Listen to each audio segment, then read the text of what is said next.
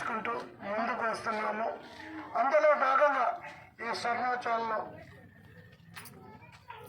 సిటీకి చాలా దూరంలో ఉన్న ఈ మాతా శిశు హాస్పిటల్లో ప్రతి ఒక్క బాధితుడికి మేము అన్నప్రసాద వితరణ చేస్తున్నాము. ఈ మహత్తర కార్యక్రమం మా లైఫ్ క్లబ్ ఆఫ్ మంచిగా భుజాన వేసుకున్నది. మంచిగా మిగతా క్లబ్ వాళ్ళందరూ